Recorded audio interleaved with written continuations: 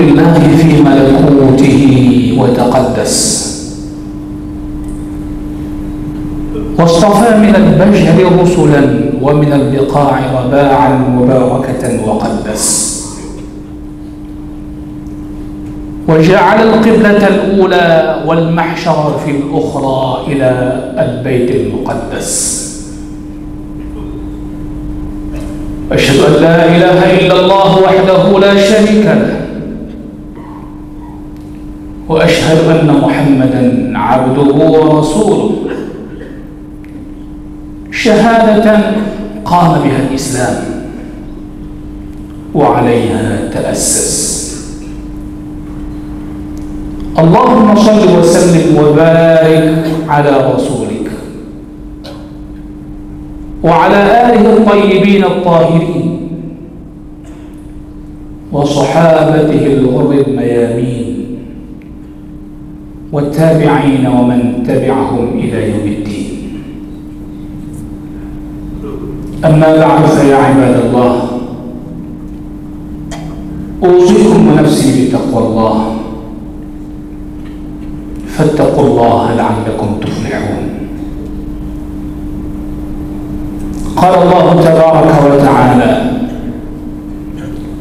يا أيها الذين آمنوا اتقوا الله وكونوا مع الصادقين. Hadirin jemaah Jumat yang berbahagia,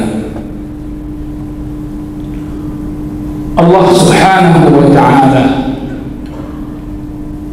masih memberikan kita kesempatan untuk melanjutkan ujian hidup di dunia. Allah Azza wa Jalla masih memberikan kita ruang yang namanya ruang ujian sampai kita menghadapinya. Allah Subhanahu wa Ta'ala telah menetapkan ketentuannya. Siapapun manusia yang hidup di dunia ini, dia tak lepas daripada sebuah cobaan dan ujian yang akan terus dihadapi sampai dia mati. Bagi mereka yang beriman, tidak dibiarkan iman itu terucapkan dengan lisan semata. Akan tetapi Allah Subhanahu wa Ta'ala akan uji iman mereka dengan jiwa dan harta mereka. Sebagaimana ujian ini telah dilalui oleh umat-umat sebelumnya. Ahasiban nasu an yutraku an yaqulu amanna wa hum la yuftanun. Allah Subhanahu wa Ta'ala menguji kita para hamba. Ada kalanya tidak langsung kita hadapi dengan sendirinya.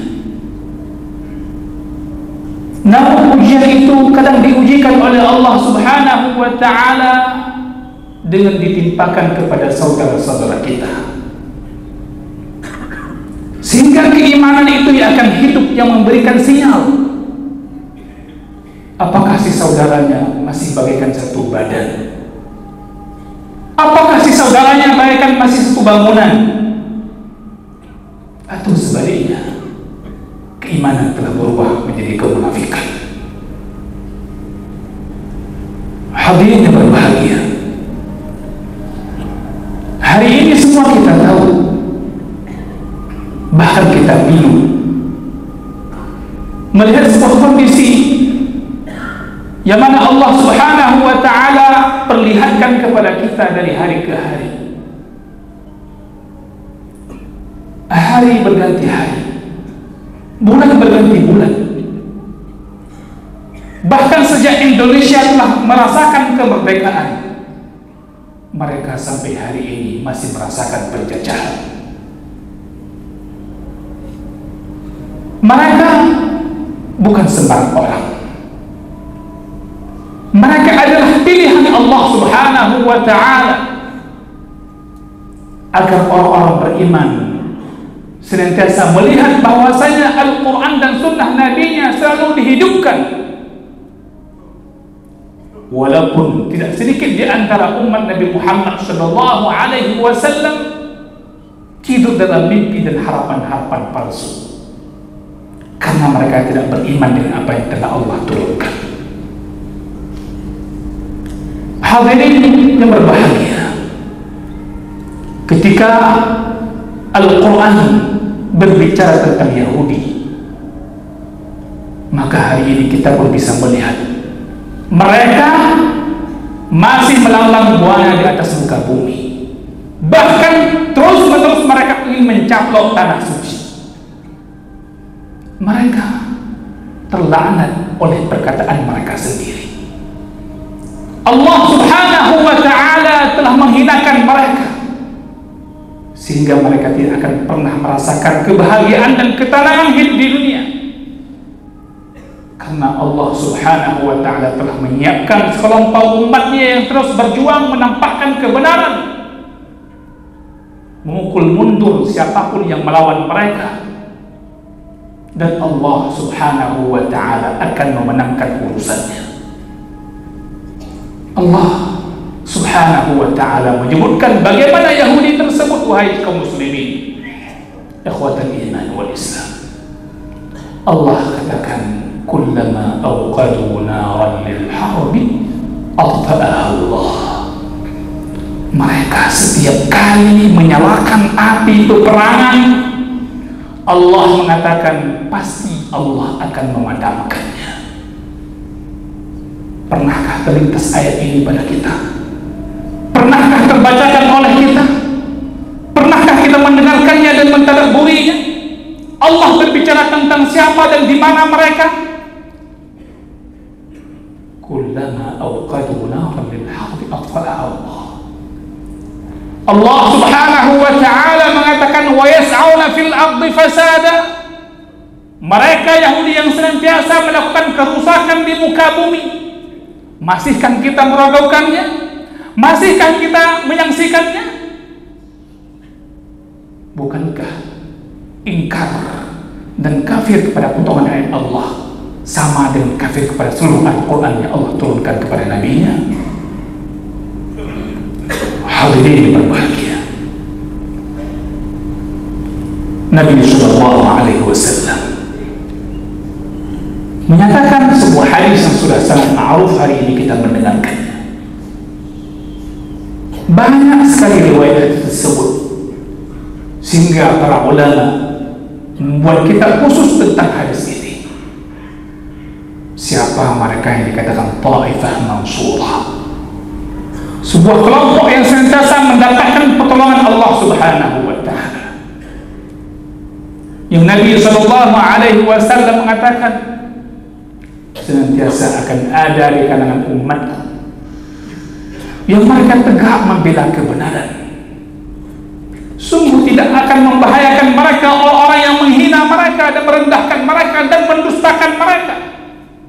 Tidak akan membahayakan mereka sedikit pun. Zahirin 'alal haqq hatta ya'tiya amrullah, hatta taqum as-sa'ah, sehingga kiamat itu tiba. Para sahabat radhiyallahu anhum tentu mereka sangat ingin mendapatkan bagian daripada yang disampaikan oleh baginda alaihi salatu wassalam. Mereka bertanya, "Man hum ya Rasulullah?" Siapa mereka ya Rasulullah, dan di mana mereka? Di mana mereka ya Rasulullah? Rasulullah sallallahu alaihi wasallam mengatakan di Baitul Maqdis. Mereka di Baitul Maqdis, wa adna fi Baitul Maqdis, dan di penjuru-penjuru Baitul Maqdis. Hadirin yang saya muliakan, kenapa harus berbicara Baitul Maqdis dan Palestina? Kita berbicara karena inilah keimanan kita. Siapapun yang pernah mempelajari rukun iman yang keenam, rukun iman yang kelima, ketika berbicara tentang beriman kepada hari akhir, maka kita akan dapatkan hadis-hadis Nabi Sallallahu Alaihi Wasallam yang menyebutkan tentang fitnah-fitnah akhir zaman, yang mana di situ akan muncul orang-orang yang tegak di atas kebenaran. Dalam waktu yang sama akan ada orang yang menghinakan dirinya di bawah kebenaran tersebut. Hadirin yang saya muliakan, negeri yang di situ telah hidup para nabi, bukan satu orang nabi, berkumpul para nabi, negeri para anbiya, yang mana negeri tersebut telah berjalan para anbiya, orang-orang yang mulia, orang-orang saleh. Setiap lereng-lereng, setiap lembah-lembah, setiap jalan-jalan telah mereka lewati. Andaikan batu-batu bisa berbicara, dia akan bercerita pada kita tentang kisah lalunya. Bagaimana mereka telah hidup di atasnya. Yang hari ini negeri ini diwariskan oleh para cucunya, ahfadul anbiya, cucunya para nabi alaihi wassalatu wassalam. Sehingga para ulama mengatakan, ketika Allah subhanahu wa ta'ala menghidupkan para nabi di negeri Palestina, ini seakan isyarat bahwasanya Baitul Maqdis itu tanggung jawab semua para nabi untuk melindunginya dan memakmurkannya. Bahkan Nabi kita Muhammad sallallahu alaihi wasallam dimi'rajkan oleh Allah subhanahu wa ta'ala dari Baitul Maqdis. Allah subhanahu wa ta'ala telah menjadikan hari ini tanggung jawab Baitul Maqdis itu di tangan umat Nabi Muhammad sallallahu alaihi wasallam. Hadirin saya muliakan, pertanyaannya, sampai dengan detik hari ini, apakah kita sudah merasa diuji atau tidak? Jawabannya bukan hanya keilmuan, tapi keimanan. Di mana hadis yang Nabi katakan yang kita semua menghafalnya, al-muslimu akhul muslim, seorang muslim saudara bagi muslim yang lainnya. Seorang muslim saudara bagi muslim yang lainnya. Seakan-akan Nabi sallallahu alaihi wasallam mengatakan kepada kita, andaikan ada perbedaan di antara kalian, ada pendapat-pendapat yang kalian tidak setuju dengan mereka, ketahuilah kalian itu bersaudara karena keimanan kalian kepada Allah subhanahu wa ta'ala. Alasan apa kita hari ini menghindar untuk tidak peduli kepada saudara kita di sana, sehingga wala'iyadzubillah muncul di antara golongan manusia yang menghina dan merendahkan saudara-saudara yang telah berjuang di sana. Di mana letak keimanan kita, hadirin berbahagia? Apakah kita akan merendahkan doa yang semua kita bisa melakukannya karena kita tak mampu pergi ke sana?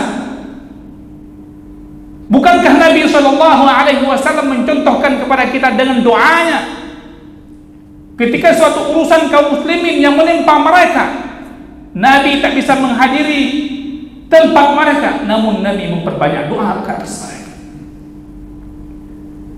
Apakah kita meragukan doa yang dikatakan ketika panjatkan di penghujung malam, bahwa doa itu bagaikan anak panah yang menancap di dada musuhnya?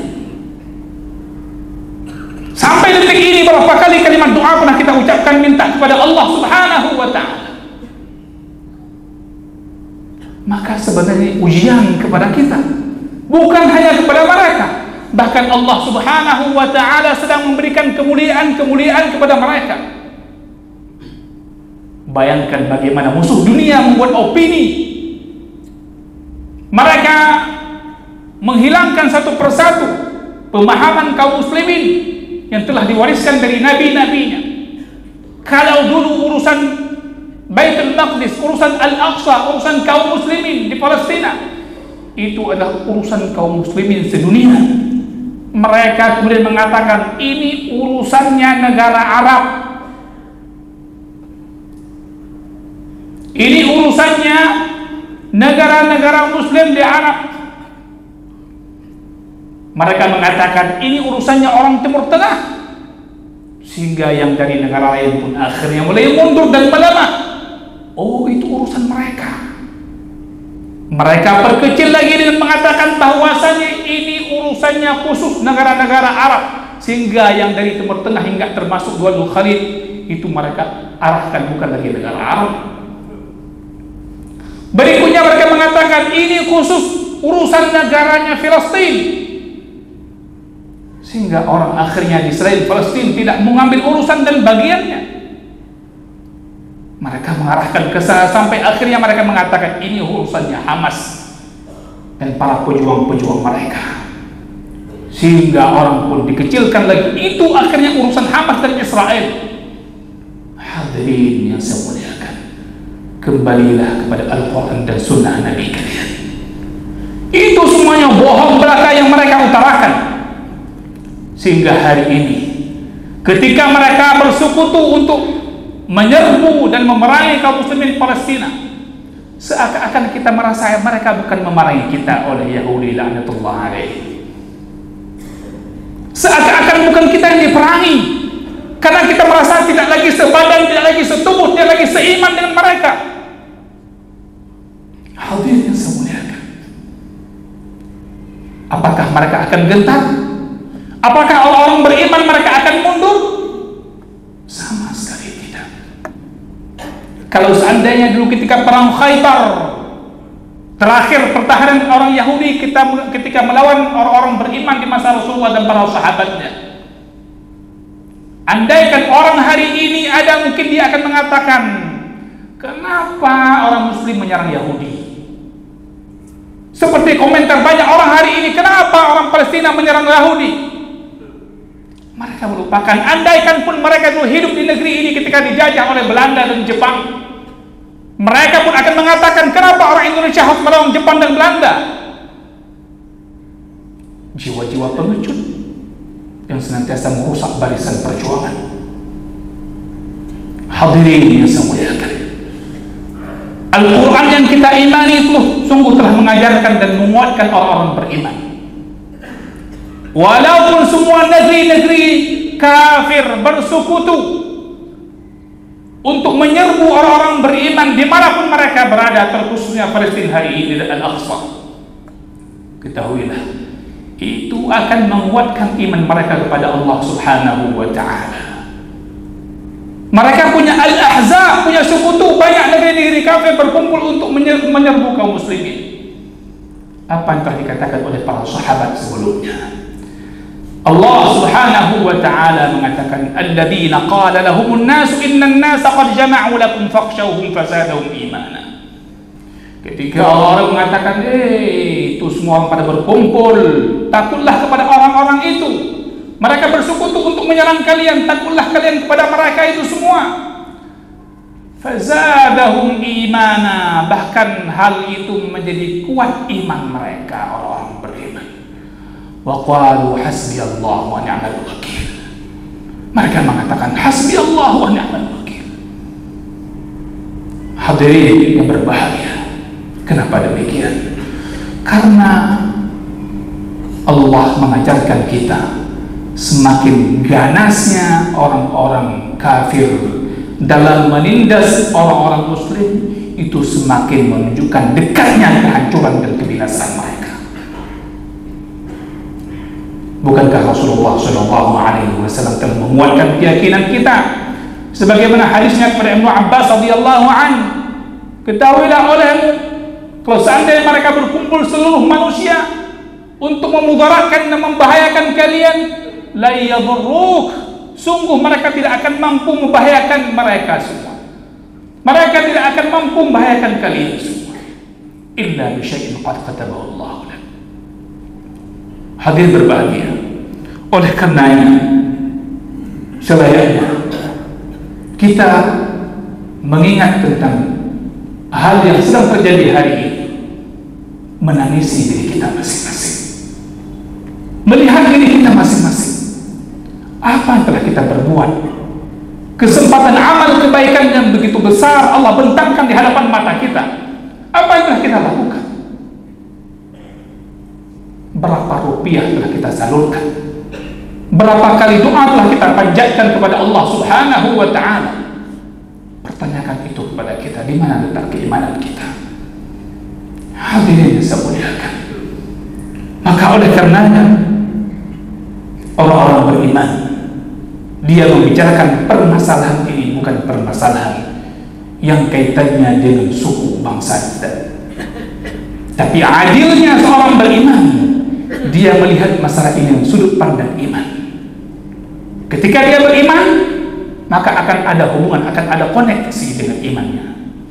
Sungguh Allah Subhanahu wa ta'ala telah sedang dan akan terus menghinakan mereka.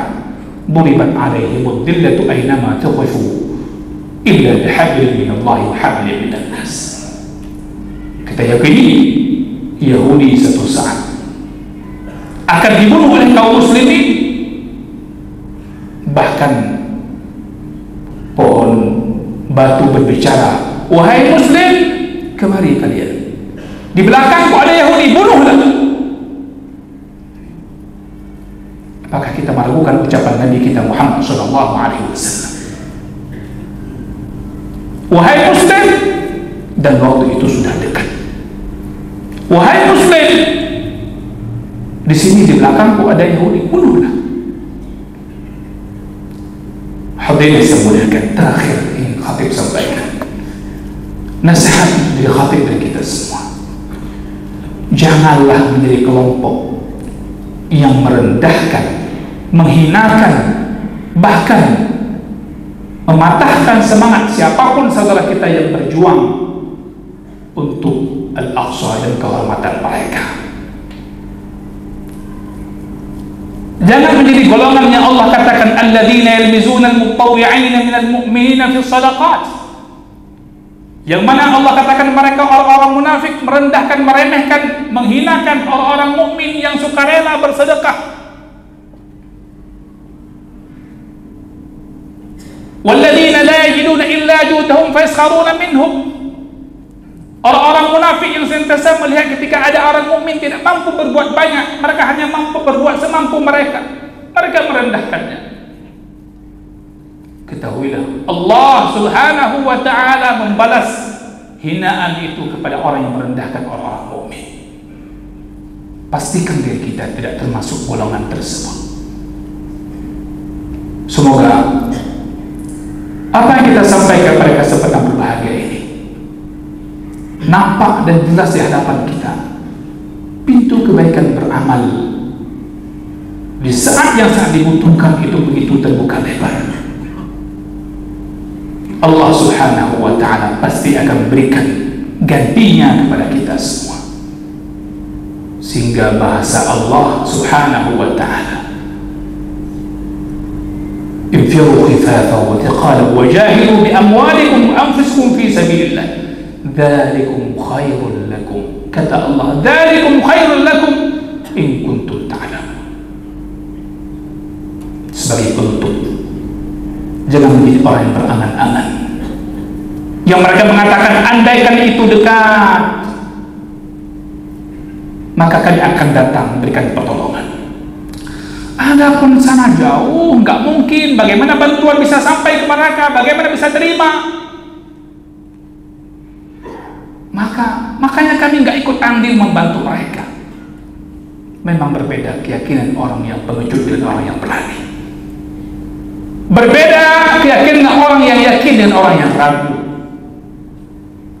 Mereka akan bersumpah, kalau seandainya dekat, kami pasti akan bersama mereka. Sungguh mereka telah membinasakan diri mereka sendiri. Allah sebutkan hal tersebut di surah At-Taubah. "Law kana 'aradan qariban wa safaran qasidan lattaba'uka walakin ba'udat alaihim asy-syaqqa wa sayahlifuna billahi law istata'na la kharajna ma'akum yuhlikuna anfusahum wallahu ya'lamu innahum lakadzibun."